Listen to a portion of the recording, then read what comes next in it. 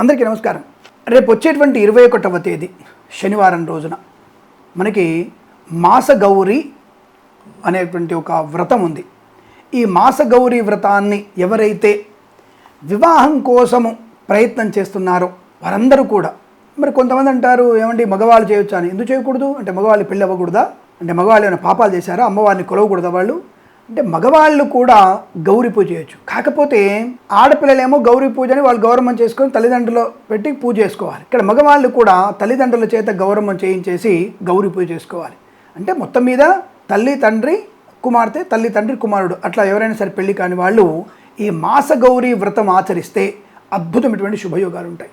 ఏమి ప్రత్యేకత ఏం లేదు, గౌరమ్మని ఆ రోజు పూజించడం. ఎందుకంటే ఆ రోజు మనకి ఎల్లుండి ఏమవుతుంది, శనివారం రోజున 21/3/2026 శనివారం రోజున మనకి తదియ అవుతుంది. అంటే గౌరీ తదియ కూడా చెప్పుకోవచ్చు మనం. ఆ రోజున గౌరమ్మని పూజించిన వారికి వివాహ యోగ్యత బాగా ఏర్పడుతుంది. గౌరీ అష్టోత్తరం చదువుకోవడమే మామూలుగా మనం గణపతిని పూజినట్టుగా. అయితే ఈ రోజున మీరు ఆ గౌరమ్మని దవనము కానీ లేదా మరువంతో పూజించండి. పుష్పాలు వేస్తాం మనం, పుష్పాలు వేయకుండా గౌరమ్మ మీద దవనము దవన దళాలు మరువ దళాలు వేసి అమ్మవారిని పూజించండి. పెళ్లి కాని అబ్బాయిలు, పెళ్లి కాని అమ్మాయిలు తప్పకుండా ఇంట్లో కనుక మీరు పూజ చేస్తే ఒక 41 రోజులలో నిజ జ్యేష్ఠ మాసం వరకల్లా మీకు వివాహ యోగ్యత తప్పకుండా ఏర్పడుతుంది. అలాగే ఇక్కడ కొంతమందికి సంతానం కోసం కూడా మీరు ఈ పూజ చేయొచ్చండి. సంతానం కోసం పూజ చేసిన వాళ్ళు ఈ గౌరమ్మని పెట్టుకుంటూ పక్కన కృష్ణుని కూడా పెట్టండి. గౌరీ సమేత కృష్ణ అంటే గౌరమ్మతో పాటు అంటే అన్నా చెల్లెలుగా భావించి కృష్ణ పరమాత్ముని గౌరమ్మని రెండు పెట్టి ఈ సంతాన కోసం మీరు కృష్ణ పరమాత్ముని గౌరమ్మని పూజించిన వారికి తప్పకుండా ఇద్దరి అనుగ్రహంతో మీకు మంచి సంతాన ప్రాప్తి ఏర్పడుతుంది. ఇక్కడ మళ్ళీ వచ్చేసి ఏంటి కృష్ణుని గౌరమ్మని మొగుడు పెళ్ళాలని దరిద్రపాటు మాట్లాడకండి. గౌరమ్మని పూజించండి, కృష్ణ పరమాత్మని కూడా పూజించండి. ఆ కృష్ణ పరమాత్మని యొక్క అనుగ్రహం చేత బాలకృష్ణుడు జన్మించే అవకాశం, గౌరమ్మ వల్ల మీకు పుత్రికా సంతాన యోగం. ఏదైనా సరే సత్సంతాన ప్రాప్తికి ఇద్దరిని పూజించాలి. ఆ రోజు మనం ఏ రోజు 21వ తేదీ మార్చి 2026 శనివారం రోజున ఇలా పూజించిన వారికి శుభకరమైనటువంటి సంతాన యోగం.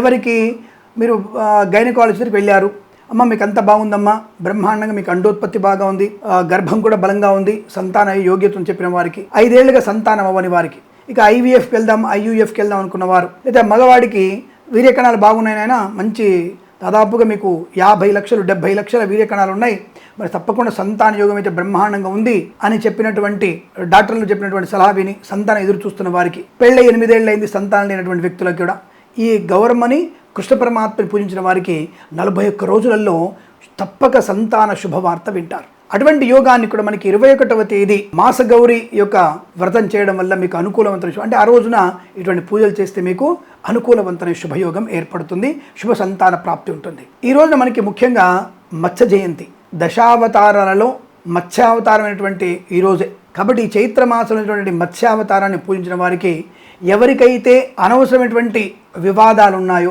ఎవరికైతే వస్తువులు పోగొట్టుకుంటున్నారో, భూ సంబంధమైనటువంటి వాటిల్లో నష్టాన్ని పొందుకుంటున్నారో, ఇల్లు కొనాలనుకుంటున్నారో వారందరూ కూడా మత్స్యావతారమైనటువంటి శ్రీమన్నారాయణను పూజించండి. అది మీకు అద్భుతమైనటువంటి స్థిరమైన నివాసాన్ని ఏర్పరుస్తుంది. ఆ మత్స్యావతారం ఉన్నటువంటి మీరు ఆ శ్రీమన్నారాయణ పూజించిన వారికి తప్పకుండా మీకు అనుకూలవంతమైనటువంటి గృహము, ధనము, రుణ విమోచనాన్ని పొందుకునే అవకాశాలు ఉంటాయి.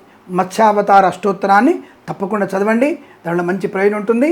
ఆ యొక్క రోజున అంటే అనవసరంగా ఈ చేపలు తినేవాళ్ళు అన్నీ తింటున్న పదార్థాన్ని ఏదో సినిమాలో చెప్పినట్టుగా ఈదేవి ఎగిరేవి మునిగేవి ఈత కొట్టేవి అని చెప్తాడు కదా, కామెడీకి చెప్తాడు కదా ఒక సినిమాలో. అలాగా మనం అన్నిటినీ తింటున్నాం. కనీసం ఈరోజైనా సరే ఆ మత్స్యావతారమైనటువంటి స్వామివారిని తినకుండా ఉంటే చాలు అన్న విషయాన్ని గమనించండి. కాస్త వారికి చేపలకి ఏదైనా ఆహారాన్ని ఇవ్వండి. అది కూడా ఇంట్లో పెట్టినటువంటి అక్వేరియంలో పెట్టినటువంటి చేపలు కాకుండా నదిలో సముద్రమైనటువంటి వాటికి ఏదైనా అవి తినే పదార్థాన్ని కాస్త ఇస్తే మనకి ఆ స్వామి అనుగ్రహాన్ని పొందుకోవచ్చు అని తెలియజేసుకుంటూ సర్వే జన సుఖినో భవంతు. ప్రేమతో మీ కిరణ్ శర్మ.